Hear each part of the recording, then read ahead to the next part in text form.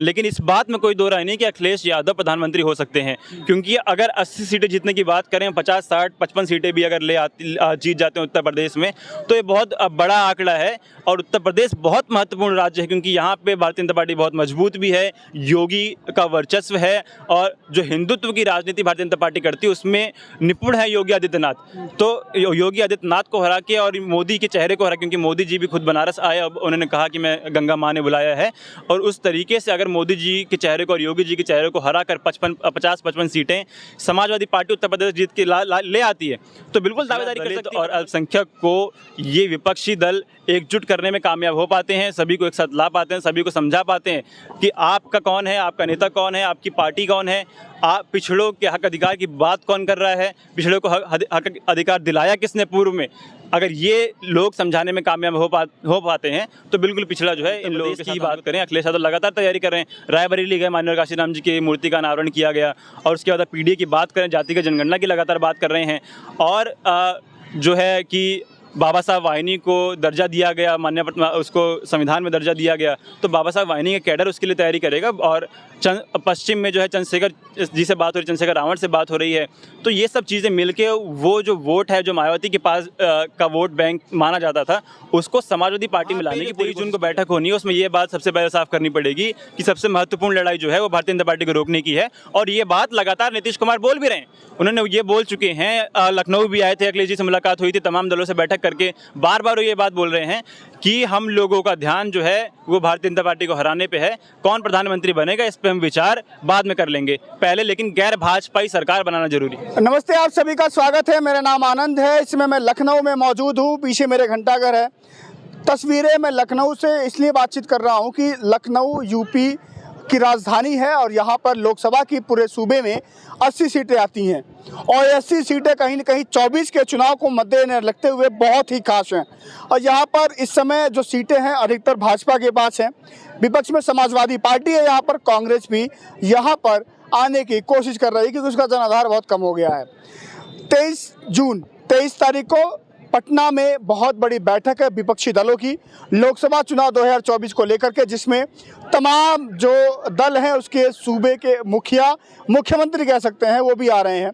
जैसे ममता बनर्जी हो, अरविंद केजरीवाल हो, पंजाब के मुख्यमंत्री भगवंत मान हो, यूपी के पूर्व मुख्यमंत्री समाजवादी पार्टी के मुखिया अखिलेश यादव हो, तेजस्वी प्रसाद यादव मुख्यमंत्री, नीतीश कुमार बिहार के मुख्यमंत्री, ये तमाम जो दल हैं ये गोलबंदी एक साथ करके बीजेपी का रथ 2024 में दिल्ली ना पहुंच पाए, उसके लिए किस तरह से रणनीति बनाएंगे, उस पर हम चर्चा करेंगे। मेरे साथी पत्रकार सुमित मौजूद हैं, जो आपको पता होगा कि 24 के चुनाव को लेकर के तमाम जो चीज़ें हम लगातार कवर कर रहे हैं उसमें बातचीत करेंगे और समझेंगे कि कौन कौन सी वो चीज़ें होंगी, वो किस तरह से सीटों का बंटवारा होगा, कौन कौन से दल होंगे, साथ आ सकते हैं, नहीं आ सकते हैं, और तमाम जो चीज़ें हैं बातचीत होगी। वीडियो को पूरा देखिएगा, क्योंकि ये वीडियो बहुत ही काम की होने वाली है। 23 जून के बैठक के पहले की।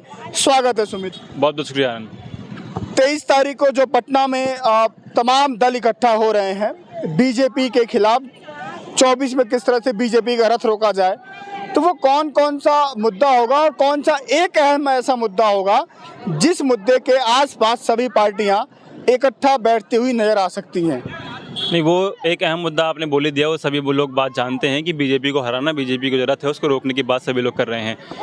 23 तारीख को जो 23 जून को बैठक होनी है वो बहुत महत्वपूर्ण इसलिए क्योंकि विपक्षी एकजुटता बहुत ज़रूरी है भारतीय जनता पार्टी को रोकने के लिए, 2024 में भारतीय जनता पार्टी को हराने के लिए।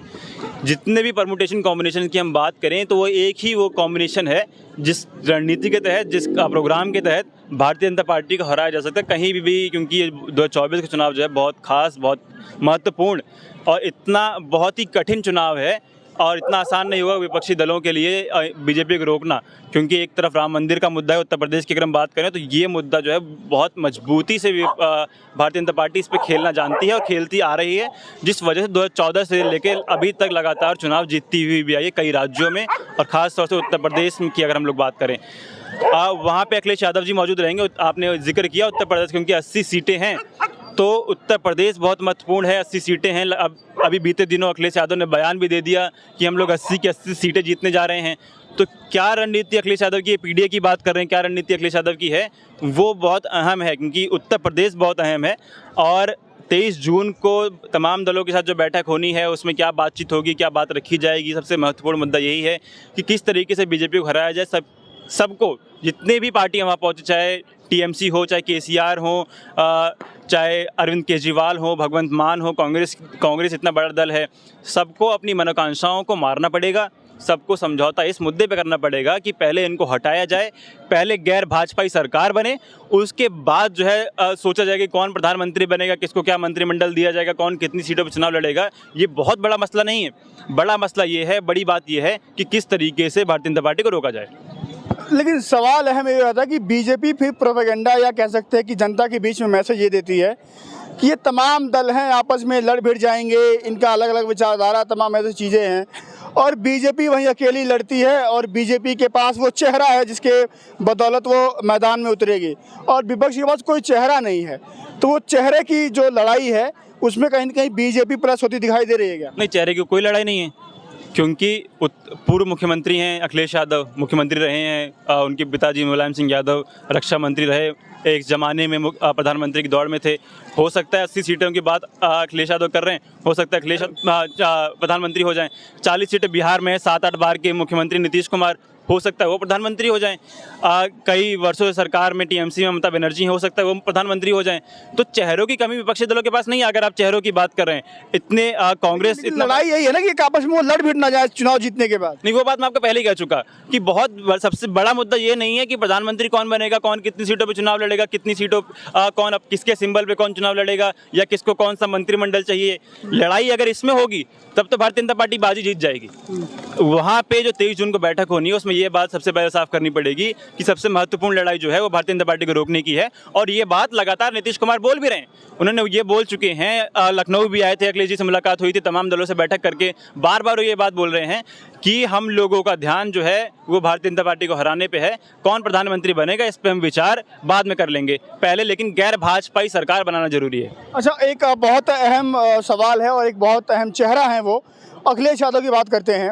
अगर देखा जाए कि तमाम जो विपक्षी दल के नेता हैं उसमें अखिलेश यादव को देखा जाए तो सबसे ज़्यादा किसी ने पूरे देश भर में दौरा किया है तो वो अखिलेश यादव हैं। चाहे वो आपका नीचे साउथ में जाना हो, केसीआर से मिलना हो, या स्टालिन से मिलना हो, फिर गुजरात जाना हो, मध्य प्रदेश जाना हो, राजस्थान जाना हो, नवीन पटनायक से मिलना हो, ममता बनर्जी से मिलना हो, कोलकाता में अपनी पार्टी का राष्ट्रीय अधिवेशन भी करना हो, बिहार जाना हो, यूपी तो है ही है। तो उस नेता पे क्या सहमति बन सकती है प्रधानमंत्री चेहरे के अगर उम्मीदवार अखिलेश यादव बनते हैं? तो क्योंकि नीतीश कुमार रेस से बाहर कर चुके हैं अपने आप को, राहुल गांधी की संसद की सदस्यता जा चुकी है, अगर वो बरकरार रहती है 6 साल चुनाव नहीं लड़ पाएंगे, तो फिर अखिलेश यादव के नाम पर वो सहमति बननी लगता है कि वो मोहर लग जाएगी 23 जून को कहीं ना कहीं। नहीं, बिल्कुल इसमें कोई दो राय नहीं है कि, लेकिन मुझे जहाँ तक मुझे लगता है कि 23 जून को वो मोहर लगाना मुश्किल होगा। लेकिन इस बात में कोई दो राय नहीं कि अखिलेश यादव प्रधानमंत्री हो सकते हैं, क्योंकि अगर 80 सीटें जीतने की बात करें, 50, 60, 55 सीटें भी अगर जीत जाते हैं उत्तर प्रदेश में, तो ये बहुत बड़ा आंकड़ा है। और उत्तर प्रदेश बहुत महत्वपूर्ण राज्य है क्योंकि यहाँ पे भारतीय जनता पार्टी बहुत मजबूत भी है, योगी का वर्चस्व है, और जो हिंदुत्व की राजनीति भारतीय जनता पार्टी करती है उसमें निपुण है योगी आदित्यनाथ। तो योगी आदित्यनाथ को हरा के और मोदी के चेहरे को हरा, क्योंकि मोदी जी भी खुद बनारस आए, अब उन्होंने कहा कि मैं गंगा माँ ने बुलाया है, और उस तरीके से अगर मोदी जी के चेहरे को और योगी जी के चेहरे को हरा कर 50-55 सीटें समाजवादी पार्टी उत्तर प्रदेश जीत के ले आती है तो बिल्कुल दावेदारी कर सकती है प्रधानमंत्री बनने की। लेकिन जहाँ तक मुझे मेरा मानना है, नीतीश कुमार जिसकी बात लगातार कह रहे हैं कि हम चेहरा जो है भारतीय जनता पार्टी को हराने के बाद ही तय किया जाएगा। सवाल एक ये भी है कि अखिलेश यादव ने एक नया नारा दिया है कि एनडीए मतलब जो बीजेपी के साथ जो दल हैं, हालांकि बीजेपी तो कहती है हम अकेले चुनाव लड़ते हैं, लेकिन सच्चाई है कि बीजेपी के साथ भी बहुत सारे छोटे मोटे दल हैं वो चुनाव लड़ते हैं, उसको एनडीए नाम दिया गया है। तो एनडीए के खिलाफ अखिलेश यादव जी ने बोला कि पीडीए चुनाव लड़ेगा, मतलब पिछड़ा, दलित और अल्पसंख्यक। तो जो पीडीए है वो फार्मूला क्या पटना में भी रखा जाएगा, और पीडीए के अंतर्गत क्या तमाम जो राज्य के मुख्यमंत्री आएंगे या सूबे के मुखिया आएंगे या पार्टी के नेता आएंगे, उस पीडीए को एक्सेप्ट करेंगे, एनडीए वर्सेस पीडीए? जी बिल्कुल। पीडीए सिर्फ उत्तर प्रदेश की बात नहीं है, पीडीए पूरे देश की बात है। उत्तर प्रदेश और बिहार और एक दो चार राज्यों में आप इसको सीमित नहीं कर सकते, क्योंकि जो परिभाषा पीडीए के अखिलेश यादव ने बताई है, पिछड़ा, दलित और अल्पसंख्यक, हमारे नेता जो पिछड़े और दलित समाज के नेता हैं वो ये बात कह के थक गए कि 100 में 90 शोषित हैं, शोषितों ने ललकारा है, धनधरती और राजपाट में 90 भाग हमारा है, सन सौपा ने बांधी घाट, पिछड़े पावे 100 में 60। तो ये नारा वर्षों से दिया जा रहा है। कांशीराम जी कहा करते थे कि 85 जो है हम हैं, 85 और 15 की लड़ाई है। तो ये पूरे देश की बात है। अगर जनसंख्या पीडीए की भारी है, पिछड़ा, दलित और अल्पसंख्यक जनसंख्या में ज़्यादा है, तो वोट की मार है साहब। जिसकी वोट की मार ज़्यादा होगी, सरकार उसी की बनेगी, लोकतंत्र इसी का नाम है। तो अगर पीडीए को एकजुट करने में ये सारे विपक्षी दल कामयाब हो पाते हैं, अगर पिछड़ा, दलित और अल्पसंख्यक को, माइनॉरिटीज़ को एक साथ ला पाते हैं, तो बिल्कुल ये पूरे देश में कामयाब होगा। और क्योंकि इस समय की अगर बात करें, इस समय जो वोट बैंक, जिसके वोट शेयर की बात करें, तो भारतीय जनता पार्टी, अगर उत्तर प्रदेश की हम बात करें तो भारतीय जनता पार्टी जो है पिछड़ों के वोट लेने में बहुत बखूबी कामयाब है। केशव प्रसाद मौर्य के नाम पे उन्होंने 2017 के चुनाव में पिछड़ों के वोट पाए, मौर्य के वोट पाए। अनुप्रिया पटेल से उनका गठबंधन है, पटेल समाज लगभग जो है भारतीय जनता पार्टी को वोट करता है। जाट समाज पश्चिम में देखें तो लगभग भारतीय जनता पार्टी को वोट करता है। तो पिछड़ा जो है, ओबीसी जो है, वो भारतीय जनता पार्टी को वोट करता आया है। मेरा अगर सवाल था कि पिछड़े जो हैं वो बीजेपी के साथ है कहीं ना कहीं, और देश के प्रधानमंत्री कहते हैं कि मैं खुद पिछड़ा हूँ, पिछड़े समाज से आता हूँ। तो वो जो एनडीए जो एनडीए के खिलाफ जो पीडी आया है, जो पहला वर्ड है पी मतलब पिछड़ा है, पिछड़ा तो भाजपा के पास है, तो पीडीए की परिभाषा क्या लगता है पूरी हो पाएगी? नहीं, पीडीए आपने जब नरेंद्र मोदी जी की बात की, प्रधानमंत्री जी की बात करी, उनके खैर अभी भी ओबीसी होने पे बड़ा सवाल है, मैं खैर उस पर नहीं जाऊँगा। लेकिन वही बात है कि अगर वो कामयाब कर पाते, मैंने पहले ही कहा कि अगर पिछड़ा, दलित और अल्पसंख्यक को ये विपक्षी दल एकजुट करने में कामयाब हो पाते हैं, सभी को एक साथ ला पाते हैं, सभी को समझा पाते हैं कि आपका कौन है, आपका नेता कौन है, आपकी पार्टी कौन है, आप पिछड़ों के हक अधिकार की बात कौन कर रहा है, पिछड़ों को हक अधिकार दिलाया किसने पूर्व में, अगर ये लोग समझाने में कामयाब हो पाते हैं, तो बिल्कुल पिछड़ा जो है इन लोगों के साथ आने को तैयार होगा। क्योंकि अभी जो है, जो मजलूम, जो गरीब है, वही पिछड़ा है और उनकी बात नहीं रखी जा रही। बेरोजगारी का आप आलम देखिए, महंगाई का आप आलम देखिए, उनकी जो है यूनिवर्सिटीज़ में उनकी संख्या देखिए, चाहे जुडिशरी में उनकी संख्या देखिए, ब्यूरोक्रेसी में उनकी संख्या देखिए, तो बहुत ही कम संख्या में वो लोग हैं। अगर ये बात ये लोग समझा पाते हैं कि जाति की जनगणना की बात लगातार कर रहे हैं, जातिगत जनगणना से ही हक अधिकार दिए जाएंगे, तो अगर ये बात समझा पाते हैं अपने माध्यम से, अपने नेताओं के माध्यम से, अपने कैडर के माध्यम से, तो बिल्कुल पिछड़ा, दलित और अल्पसंख्यक को साथ लाने में कामयाब होंगे। लेकिन मेरा आखिरी सवाल होगा कि इस पीडीए में अगर दलित की बात की जाए तो यूपी सूबे की 4 बार की मुखिया रही मायावती जी को वहाँ पर बुलावा नहीं दिया गया है, और मायावती जैसी शख्सियत को, उस चेहरे को कहीं कहीं नजरअंदाज करना क्या विपक्ष को भारी पड़ सकता है क्या? नहीं, मायावती संन्यास ले चुकी हैं, क्योंकि पिछले चुनाव में भी हमने देखा, 2022 का चुनाव था, मुख्यमंत्री की रेस में मायावती जो रहती थी हरदम, उनका जो वोट प्रतिशत जो कहा जाता था कि 22% से उनकी शुरुआत होती है, गिनती वहाँ से शुरू होती है, वो गिर के 12% पे चला आया। मायावती ने मंडलवार रैलियाँ करी, जहाँ एक तरफ अखिलेश यादव जो विपक्षी दल के नेता हैं इस समय, उन्होंने विधानसभा वार रैलियां करी, कई विधानसभा में 2-2 बार गए, वहाँ इन्होंने मंडलवार रैलियां करी। चुनाव किस तरीके से लड़ा गया वो आपने बखूबी देखा।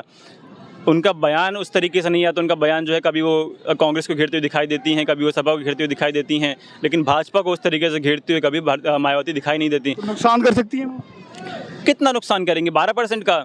और अभी जो है तैयारी की जा रही है। अखिलेश यादव लगातार, अगर हम उत्तर प्रदेश की बात करें, अखिलेश यादव लगातार तैयारी कर रहे हैं। रायबरेली गए, माननीय काशीराम जी की मूर्ति का अनावरण किया गया, और उसके बाद पीडीए की बात करें, जातिगत जनगणना की लगातार बात कर रहे हैं, और जो है कि बाबा साहब वाहिनी को दर्जा दिया गया, मान्य उसको संविधान में दर्जा दिया गया, तो बाबा साहब वाहिनी का कैडर उसके लिए तैयारी करेगा। और पश्चिम में जो है चंद्रशेखर जी से बात हो रही, चंद्रशेखर रावण से बात हो रही है, तो ये सब चीज़ें मिलके वो जो वोट है, जो मायावती के पास का वोट बैंक माना जाता था, उसको समाजवादी पार्टी में लाने की पूरी कोशिश की जा रही है। चलिए, मेरे साथ साथी पत्रकार सुमित सिंह से बातचीत हुई कि 23 तारीख को जो बैठक होने वाली है पटना में, वो 24 को लेकर के कितनी अहम होने वाली है, कौन से वो मुद्दे होंगे, कौन सा वो कॉमन मिनिमम प्रोग्राम होगा, उस पर तमाम जो पार्टियां हैं वो एक साथ आएंगी और बैठेंगी, और 24 के में बीजेपी के खिलाफ वो कौन सा ऐसा मुद्दा होगा जिसके खिलाफ वो अपने अपने राज्यों में चुनाव लड़ेंगी। हालांकि कहा यह भी जा रहा है कि गठबंधन पर अगर सवाल करें तो कहा यह जाता है कि जो जहां पर जैसे मजबूत है वो वहां पर चुनाव लड़े, वहां से सीटें निकाले। बाद में इकट्ठा होकर के दिल्ली जाएंगे। सवाल यह है कि यूपी के मुख्यमंत्री, पूर्व मुख्यमंत्री, यूपी के पूर्व मुख्यमंत्री अखिलेश यादव और उसके बाद से समाजवादी पार्टी के राष्ट्रीय अध्यक्ष भी हैं, और तमाम जो बीते दिनों में उनकी रैलियां हुई हैं या तमाम जो दौरे हुए हैं अन्य प्रदेशों में 24 को लेकर के, जिस तरह से उनकी सभी नेताओं से मिलने वाली जो तस्वीरें सामने आई, वो कहीं ना कहीं ये बात का कहीं ना कहीं दावा करती हैं। और ये चीज़ें कहीं ना कहीं इस मामले में ये भी है कि हो सकता है कि समाजवादी पार्टी के मुखिया अखिलेश यादव प्रधानमंत्री पद की दावेदारी में भी अपना नाम शामिल करवा सकते हैं, क्योंकि यूपी की जो 80 लोकसभा की सीटें हैं, जिसे उन्होंने नारा दिया कि 80 सीटों पर हम बीजेपी को हराएंगे, तो अगर 80 में से वो कहीं ना कहीं 40 से 45 सीटें जीतने में सफल होते हैं, और यूपी वो राज्य है जहां पर योगी आदित्यनाथ जैसा बड़ा नाम बीजेपी के पास है, मुखिया है, वो सूबे के मुख्यमंत्री है, बनारस से मोदी चुनाव लड़ते हैं, तो यूपी अगर अखिलेश यादव जीत लेते हैं तो दिल्ली पहुंचने में कहीं ना कहीं इनको दिक्कतों का सामना नहीं करना पड़ेगा। तमाम जो राजनीतिक पार्टियां हैं उनके नाम पर मुहर लगा सकती हैं, क्योंकि नीतीश कुमार अपने आप को इस रेस से बाहर कर चुके हैं। राहुल गांधी पर सवाल है, और जो तमाम जो चीज़ें हैं वो निकल के पटना से निकल के सामने आएंगी। बाकी आप क्या राय रखते हैं, अपनी राय देना मत भूलिएगा, क्योंकि 23 तारीख की जो बैठक है वो 24 के लिए विपक्ष को बहुत अहम है।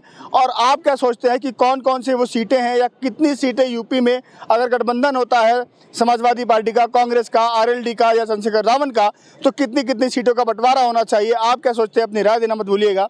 मिलते हैं आपसे अगली वीडियो में। फिलहाल के लिए नमस्कार।